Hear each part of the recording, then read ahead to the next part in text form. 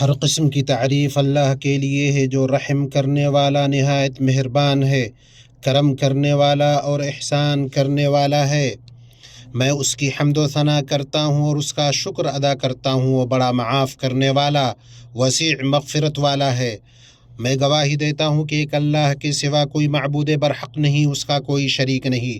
اس کی مہربانی تمام کائنات پر عام ہے اور اس کی رحمت تمام انسانوں اور جنوں کو شامل ہے۔ اور میں گواہی دیتا ہوں کہ محمد اس کے بندے اور رسول ہیں، جنہیں ان کے رب نے قیامت سے پہلے حق، عدل، معافی اور احسان کے ساتھ بھیجا۔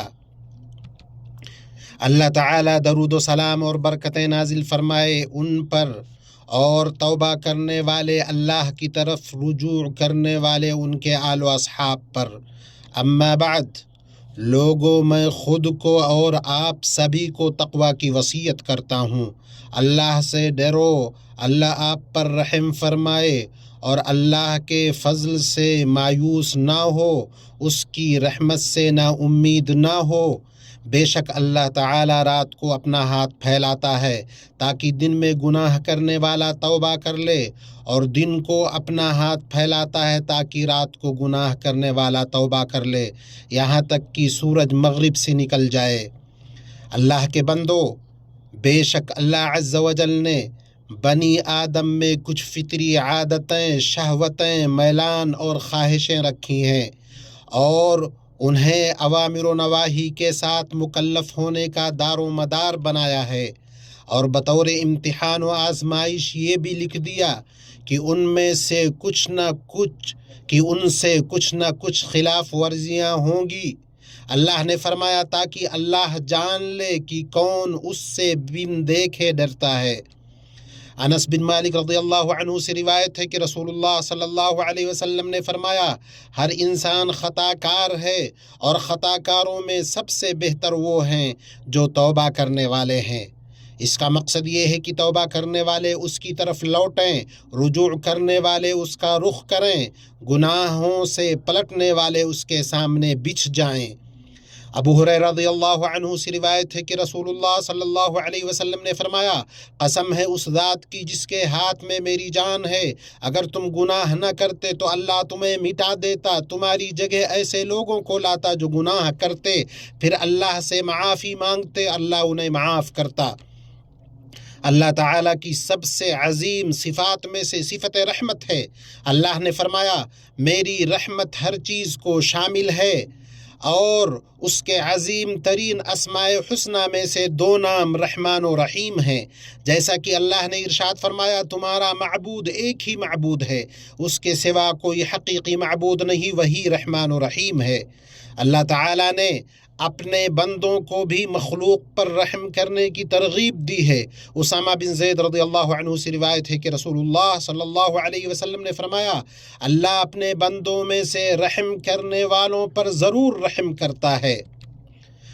عبداللہ ابن عمر رضی اللہ عنہ سے مروی ہے کہ نبی صلی اللہ علیہ وسلم نے فرمایا، رحم کرنے والوں پر رحمان رحم کرتا ہے، تم زمین والوں پر رحم کرو، آسمان والا تم پر رحم کرے گا۔ اللہ سبحانہ و تعالیٰ کی اپنے بندوں پر رحمت میں سے یہ ہے کہ اس نے ان پر اپنی کتابیں نازل کی، ان کی طرف اپنے رسول بھیجے، انہیں سزا دینے میں جلدی نہیں کی۔ اللہ کا فرمان ہے، اگر اللہ لوگوں کو ان کے اعمال کے سبب پکڑنے لگتا تو روئے زمین پر ایک بھی جاندار کو نہ چھوڑتا، لیکن وہ ان کو ایک وقت مقرر تک مہلت دی جاتا ہے۔ اور انہیں توبہ کی طرف اللہ نے بلایا، لوٹ آنے کی دعوت دی۔ اللہ نے فرمایا، کہہ دو، اے میرے بندو، جنہوں نے اپنی جانوں پر زیادتی کی ہے، اللہ کی رحمت سے نا امید نہ ہونا۔ اللہ تو سب گناہوں کو بخش دیتا ہے، وہ بخشنے والا مہربان ہے۔ اللہ پاک نے ان سے گناہوں کے معاف کرنے اور برائیوں کے مٹانے کا وعدہ کیا، فرمایا، اور جب کوئی فحش کام یا اپنے حق میں کوئی گناہ کر بیٹھتے ہیں وہ تو اللہ کو یاد کرتے، اپنے گناہوں کی بخشش مانگتے ہیں، اللہ کے سوا گناہ بخش بھی کون سکتا ہے اور جان بوجھ کر اپنے افعال پر اڑے نہیں رہتے۔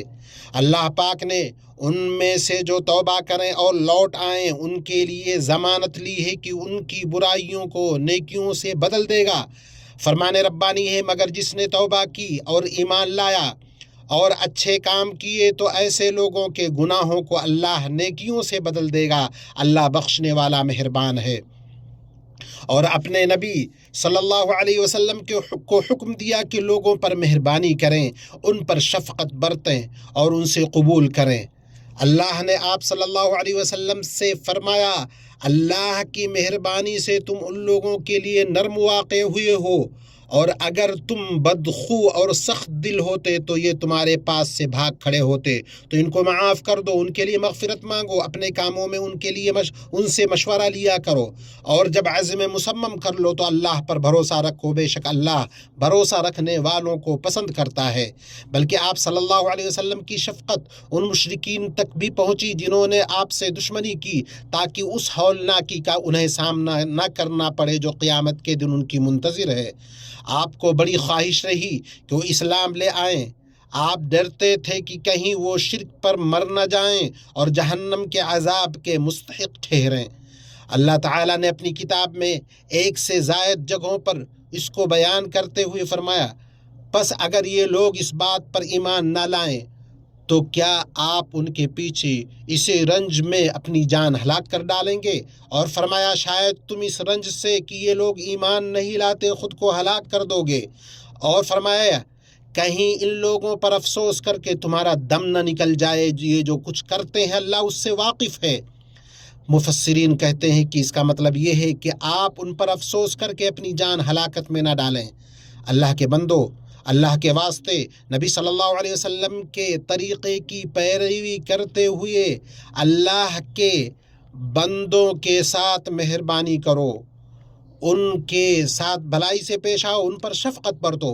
ابو ہریرہ رضی اللہ عنہ سے روایت ہے کہ ایک دیہاتی نے مسجد میں پیشاب کر دیا، لوگ اس کی طرف مارنے کے لیے دوڑے تو رسول اللہ صلی اللہ علیہ وسلم نے ان سے فرمایا، اسے چھوڑ دو، اس کے پیشاب پر ایک ڈول پانی بہا دو، تم تو صرف آسانی کرنے والے بنا کر بھیجے گئے ہو، تنگی کرنے والے نہیں۔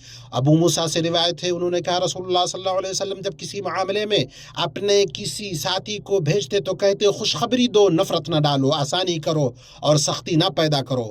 مومن کو بہت زیادہ خبردار رہنا چاہیے کہ خود اللہ کے راستے میں رکاوٹ نہ بن جائے، پتھر نہ بن جائے جو لوگوں کو اللہ کے دین سے بدظن کر دے، یا ایسا پردہ نہ بن جائے جو اللہ تک پہنچنے میں حائل ہو جائے اور اسے خود اس کا شعور بھی نہ ہو، کیونکہ دل اللہ کے ہاتھ میں ہے، وہی سبحانہ و تعالیٰ ان میں موجود ایمان و یقین، سچائی اور محبت کو جانتا ہے، چاہے بندہ کتنے ہی گناہوں میں ملوث ہو یا کتنی ہی برائیاں کر چکا ہو۔ میں اپنی یہ بات کہتا ہوں اور اپنے لیے، آپ سب کے لیے اللہ سے بخشش طلب کرتا ہوں۔ تمام تعریف اللہ کے لیے ہے جو اپنے بندوں کی توبہ قبول فرماتا ہے، بہت سے گناہوں کو معاف کر دیتا ہے۔ میں اس پاک ذات کی حمد بیان کرتا ہوں اور اس کا شکر بجا لاتا ہوں۔ وہ لغزشوں سے درگزر کرتا ہے، عیبوں کو چھپاتا ہے، شکستہ کو جوڑتا ہے۔ میں گواہی دیتا ہوں کہ اللہ کے سوا کوئی معبود برحق نہیں، وہ اکیلا ہے، اس کا کوئی شریک نہیں، وہ تھوڑے عمل پر بہت زیادہ اجر دیتا ہے۔ اور میں گواہی دیتا ہوں کہ محمد اس کے بندے اور رسول ہیں، جو خوشخبری دینے والے، ڈرانے والے روشن چراغ ہیں۔ اللہ ان پر درود و سلام اور برکتیں نازل فرمائے، اور ان کے آل و اصحاب پر جو شفقت کرنے والے اور آسانیاں پیدا کرنے والے تھے۔ اما بعد، اللہ کے بندو، کچھ مومن و مسلمان جب منکر کام یا خلاف ورزی دیکھتے ہیں تو دینی غیرت اور اللہ کی شریعت کی مخالفت پر انہیں غصہ آتا ہے، تو وہ برائی سے روکنے میں حد سے تجاوز کر بیٹھتے ہیں اور انکار منکر میں شرعی طریقے سے آگے نکل جاتے ہیں۔ اللہ ہمیں سلامت رکھے۔ بعض لوگوں کا تو یہ حال ہو جاتا ہے کہ وہ اللہ کی خصوصیات اور ربوبیت کے خاص اختیارات میں جا گھستے ہیں، اور اللہ کی قسم یہ بہت بڑی خطا اور خطرناک لغزش ہے۔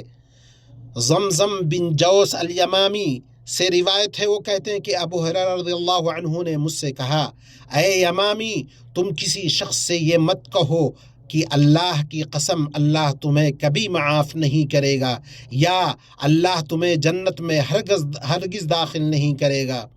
میں نے کہا ابو ہریرہ یہ تو ایسی بات ہے کہ اسے ہم میں سے کوئی بھی اپنے بھائی یا دوست سے غصے میں کہہ دیتا ہے۔ آپ نے کہا تم یہ بات مت کہو، کیونکہ میں نے نبی صلی اللہ علیہ وسلم کو فرماتے ہوئے سنا کہ بنی اسرائیل میں دو آدمی تھے، جو ایک بہت عبادت گزار تھا، دوسرا اپنے نفس پر زیادتی کرنے والا تھا۔ دونوں کے درمیان بھائی چارہ تھا۔ عبادت گزار ہمیشہ دوسرے کو گناہ کرتے دیکھتا تو کہتا اے بھائی باز آ جا، وہ جواب دیتا مجھے میرے رب کے ساتھ چھوڑ دو، کیا تم کو مجھ پر داروغہ بنا کر بھیجا گیا ہے؟ ایک دن اس نے اسے ایک ایسا گناہ کرتے دیکھا تو اس کی نظر میں بڑا تھا، تو اس سے کہا تیرا ستیہ ناس ہو، باز آ جا۔ اس نے جواب دیا مجھے میرے رب کے ساتھ چھوڑ دو، کیا تم کو مجھ پر داروغہ بنا کر بھیجا گیا؟ تو عبادت گزار نے کہا اللہ کی قسم اللہ تمہیں کبھی معاف نہیں کرے گا یا تمہیں کبھی جنت میں داخل نہیں کرے گا۔ آپ صلی اللہ علیہ وسلم نے فرمایا اللہ تعالیٰ نے دونوں کے پاس فرشتہ بھیجا اور اس نے ان کی روحیں قبض کر لیں۔ جب وہ اللہ کے حضور پیش ہوئے تو اللہ نے گناہ گار سے کہا جاؤ میری رحمت سے جنت میں داخل ہو جاؤ، اور عبادت گزار سے کہا کیا تو مجھے جانتا تھا؟ کیا تو ان چیزوں پر قادر تھا جو میرے ہاتھ میں ہے؟ اسے جہنم میں لے جاؤ۔ پھر آپ صلی اللہ علیہ وسلم نے فرمایا اس ذات کی قسم جس کے ہاتھ میں ابو القاسم کی جان ہے، اس عبادت گزار نے ایسی بات کہی جس نے اس کی دنیا و آخرت دونوں کو برباد کر دیا۔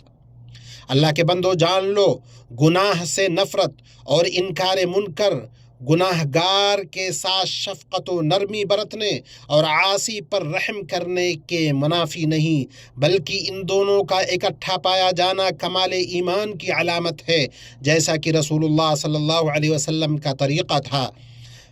پھر اللہ کی سب سے بہترین مخلوق محمد بن عبداللہ پر درود و سلام بھیجو۔